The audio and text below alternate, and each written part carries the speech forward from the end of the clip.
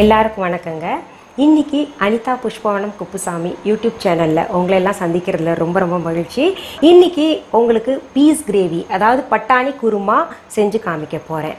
நிறைய பேர் என்கிட்ட பட்டாணியில் ஏதாவது செஞ்சு காமிங்கன்னு சொல்கிறாங்க. சரி, அந்த பட்டாணி குருமா பார்த்தீங்கன்னா சப்பாத்திக்கும் பொருத்தமாக இருக்கும். எந்த வெரைட்டி சப்பாத்தி செஞ்சாலும் பொருத்தமாக இருக்கும். அப்புறம் எந்த வெரைட்டி ரைஸ் செஞ்சாலும், அதாவது ஃப்ரைட் ரைஸு இல்லை ஜீரா ரைஸு, எந்த ரைஸ் செஞ்சாலும் அது பொருத்தமாக இருக்கும். அந்த மாதிரி ஒரு குருமா சொல்லித்தர போகிறேங்க. முதல்ல அதற்கு தேவையான பொருட்கள் என்னென்னு பார்த்துடலாமா? உரிச்ச பட்டாணி 1/4 கிலோ, பெரிய வெங்காயம் பொடி பொடியாக அரிஞ்சது 1, 15 கறிவேப்பிலை இலைகள், 3 பச்சை மிளகாய், 1 டேபிள் ஸ்பூன் பொடி பொடியாக அரிஞ்ச கொத்தமல்லி இலைகள், மிளகாய்த்தூள் 1/2 டீஸ்பூன், மஞ்சள் தூள் 1/4 டீஸ்பூன், பொட்டுக்கடலை 1/2 டீஸ்பூன், கசகசா 1 டீஸ்பூன், கிராம்பு 6, பட்டை ஒரு சின்ன துண்டு, ஏலக்காய் 3, மல்லித்தூள் 1/2 டீஸ்பூன், கரம் மசாலா 3/4 டீஸ்பூன், உப்பு தேவையான அளவு, பூண்டு 6 பல், இஞ்சி ஒரு சின்ன துண்டு, பொடியாக நறுக்கின தக்காளி 1, முந்திரி பருப்பு 1 டேபிள் ஸ்பூன், எண்ணெய் தேவையான அளவு. இப்போது நம்ம செய்முறைக்கு போகலாங்க. பட்டாணி குருமா, அதாவது பீஸ் கிரேவி செய்கிற முறை பார்க்கலாமா? ரொம்ப சுலபமாக இருக்குது. இவ்வளோ பொருள் இருக்கேன்னு கவலைப்படாதீங்க. நீங்கள் இஞ்சியும் இந்த பூண்டு பல் இருக்கு இல்லையா, நான் அது பேஸ்ட் பண்ண போகிறேன். இப்போது நம்ம பாருங்கள், ஒரு பேன் அடுப்பில் வச்சுக்கலாங்க. அடுப்பை பற்ற வச்சுட்டேன். அடுத்தது கொஞ்சம் எண்ணெய் விட்டுக்கலாங்க. அதில் என்ன பண்ணலாம், இந்த கிராம்பு ஏலக்காய் பட்டை இருக்கு இல்லையா, அதை போட்டுக்கலாம். அப்புறம் பச்சை மிளகாய் போட்டுக்கலாங்க, பொட்டுக்கடலை போட்டுக்கலாம், கசகசா போட்டுக்கலாங்க, முந்திரி பருப்பு போட்டுக்கலாம். இதை எல்லாத்தையும் வறுத்தெடுக்கணும். பாருங்கள், நல்லா வறுத்தாச்சு. அந்த முந்திரி பருப்பெல்லாம் நல்லா அந்த நிறம் மாதிரி ஒரு மாதிரி ப்ரௌனிஷாக வந்திருக்குல்ல. கசகசா எல்லாமே நல்லபடியாக வறுத்தாச்சு. இப்போ நம்ம இதை இறக்கி ஆற விடலாங்க. இப்போ பாருங்கள், நல்லா ஆறிடுச்சு. நான் ஒரு சின்ன மிக்சி ஜாரில் போட்டு அரைக்க போகிறேன். இப்போ பாருங்கள், நம்ம அந்த முந்திரி பருப்பு மிக்சர் இருந்துச்சு இல்லையா, அந்த மசாலா அரைச்சிட்டேன். நல்லா பேஸ்ட்டாக இருக்குது. அது கொஞ்சம் தண்ணி ஊற்றி நம்ம அரைக்கணுங்க. நல்லா பேஸ்ட்டாக அரைச்சி எடுத்தாச்சு. இப்போ அடுத்தது என்னென்னா, நம்ம இந்த பேன் திரும்ப அடுப்பில் வைக்கலாங்க. இப்போ பாருங்கள், நல்லா பேன் சூடாயிடுச்சுங்க. அதில் கொஞ்சம் ஆயில் ஊற்றிக்கலாங்க. பெரிய வெங்காயம் இருக்கு இல்லையா, பொடி பொடியாக நறுக்கி வச்சது, அதை போட்டுக்கலாம். அதுலேயே கருவேப்பிலை போட்டுக்கலாங்க. இதை வதக்கணும். இப்போ என்ன பண்ணலாம், இந்த பூண்டு இஞ்சி பேஸ்ட் இருக்கு இல்லையா, அதையும் போட்டுக்கலாங்க.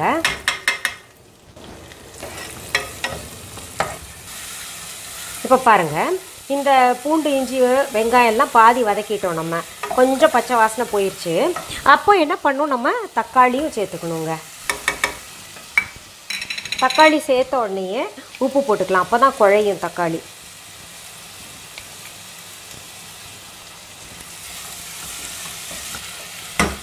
இப்போ தக்காளி நல்லா ஜூஸ் விடணுன்னா நம்ம மூடி வச்சிடலாம். இப்போது நம்ம திறந்து பார்க்கலாம். பாருங்கள், தக்காளி கொஞ்சம் குழஞ்சிருக்குல்ல. உங்களுக்கு புதுசாக சமைக்கிறவங்க நடுநடுவில் கூட எடுத்து பார்த்துக்கோங்க அதை. இப்போ நம்ம என்ன பண்ணலாங்க, தக்காளி முழுசாக குழையில இருந்தால் கூட நம்ம என்ன பண்ணலாம், இது போட்டு மறுபடியும் வதக்கலாங்க. இந்த மசாலா அரைச்சி வச்சுருக்கோம் இல்லையா. இப்போ பாருங்கள், அந்த தக்காளி இது எல்லாத்தையும் நல்லா கட்டி பிடிக்காமல் கலந்து விட்டுறணும். கலந்து விட்டு என்ன பண்ணலாம், நம்ம இந்த மஞ்சத்தூள் இருக்கு இல்லையா, அதை போட்டுக்கலாங்க. மிளகாத்தூளும் போட்டுக்கலாம், மல்லித்தூள் போட்டுக்கலாம். கொஞ்சம் தண்ணி ஊற்றிக்கலாம் நம்ம. இப்போ என்ன பண்ணுங்க, இதுக்கு ஒரு பச்சை வாசனை இருக்கும் இல்லையா, அந்த தூளெல்லாம் போட்டோம், அப்புறம் அந்த மசாலா இதெல்லாம் போட்டிருக்கோம்ல, அந்த பச்சை வாசனை போக மறுபடியும் நம்ம மூடி வைக்கணும். இப்போ நம்ம திறந்து பார்க்கலாங்க. மூடி வச்சோம் இல்லையா, அந்த கலவை எப்படி இருக்குன்னு பார்ப்போம். கிரேவிக்கான கலவை நல்லா இருக்கு. நல்லா பச்சை வாசனை போயிடுச்சுங்க. ஏற்கனவே வேறு நம்ம எண்ணெய் போட்டு வறுத்துருக்கோம், வதக்கி தான் எல்லாம் யூஸ் பண்ணோம் இல்லையா. இப்போ பாருங்கள், இதில் இன்னும் கொஞ்சம் நம்ம தண்ணி சேர்த்துக்கலாம். ஏன்னா நம்ம பட்டாணி வேக வைக்கணும் இல்லையா. இப்போ பட்டாணி ஃப்ரெஷ்ஷாக கிடைக்கலன்னா நான் ஃப்ரெஷ் பட்டாணி பயன்படுத்துகிறேன். கிடைக்கலன்னா ஒன்றும் பிரச்சனை இல்லை. நீங்கள் என்ன பண்ணுங்கள், காஞ்ச பட்டாணி இருக்கு இல்லையா, இரவில் ஊற வச்சுருங்க. ஊற வச்சு காலையில் அது வேக வச்சு அப்புறம் பயன்படுத்துங்க. ஏன்னா அதை அப்படியே பயன்படுத்த முடியாது, இது மாதிரி மென்மையாக இருக்காது இல்லையா. இப்போ பாருங்கள், இந்த பட்டாணி போட்டுடுறேன். பட்டாணி போட்டு கொத்தமல்லி இலைகளும் போட்டுடலாம். அது போட்டு கரம் மசாலாவும் போட்டுடலாங்க. அப்புறம் நடுவில் உப்பு பார்த்துக்கலாம். இன்னும் கொஞ்சம் தண்ணி சேர்க்குறேன். பொதுவாகவே பார்த்தீங்கன்னா இதில் முந்திரி பருப்புக்கு பதிலாக தேங்காய் சேர்ப்பாங்க.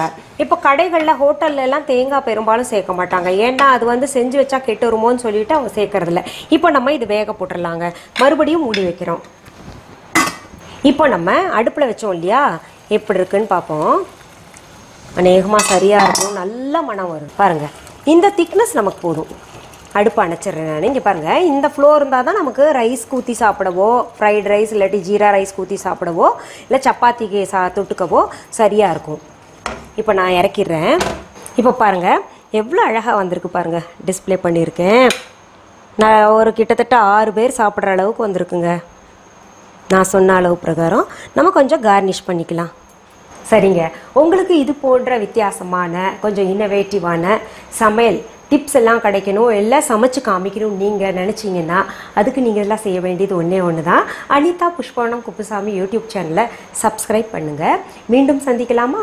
நன்றி, வணக்கம். அன்பான வாடிக்கையாளர்களே, உங்கள் விஹா ஸ்டோரில் பூஜை பொருட்கள், சிலைகள், ராசிக்கற்கள், வாஸ்து பொருட்கள், விதைகள், பாரம்பரிய அரிசி வகைகள், சிறுதானியங்கள், ஆர்கானிக் பொருட்கள், மூலிகை எண்ணெய், மளிகை பொருட்கள், மரச்செக்கு எண்ணெய், மரப்பொருட்கள், வெள்ளி ஆபரணங்கள், கிஃப்ட் ஆர்டிகல்ஸ், காட்டன் மற்றும் பட்டு புடவைகள், காட்டன் சுடிதார்கள், பட்டு பாவாடை, குழந்தைகளுக்கான விளையாட்டு பொருட்கள், ஹை குவாலிட்டி இமிடேஷன் நகைகள், வீட்டு உபயோக பொருட்கள், ஜூட் பேக்ஸ், ஹேண்ட்மேட் சோப்ஸ், அழகு சாதன பொருட்கள், சிறுதானிய பிஸ்கெட்டுகள், ஹோம் அப்ளையன்சஸ், இன்னும் பற்பல பொருட்கள் விற்பனைக்குள்ளது.